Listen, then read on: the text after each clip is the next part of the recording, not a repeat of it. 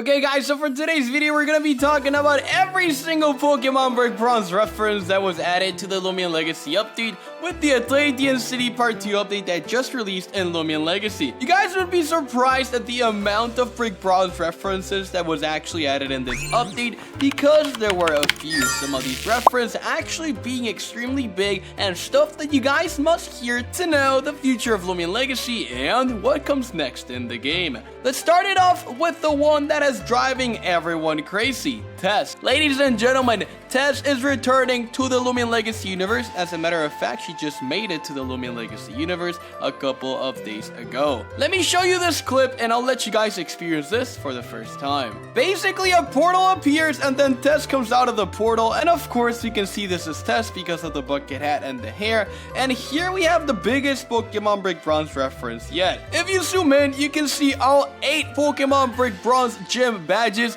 which honestly is such a big throwback. Like, I saw those badges and I'm like, oh my gosh, I totally forgot about that. Such great memories with that game, and Loomian Legacy did an incredible job with showing these badges, especially showing Tess as well with the update. Honestly, I can't wait for Tess to come back. I feel like Loomian Legacy on Twitter that day is going to break when Tess finally comes into the Loomian Legacy story. It's going to be extremely interesting though, because if I'm not mistaken, I think Mabel likes Jake or something like that, and Tess right now is looking for Jake. So Jake is going to be in between two women in Loomian Legacy. Honestly, W Riz for Jake. Moving on to the second Pokemon Break Bronze reference that was actually shown in this update, it's the Frostvale City Mansion. When the Part 2 story is ending, our dad walks up to us and he says something interesting. In this line, he says, "All I'm trying to say is, I know roughly the location of the next corrupted piece. It's in the frozen mountains of Roria, in the vicinity of a small town called Frostvale." Frostvale City, literally the best town ever in the history of Pokemon Break Bronze.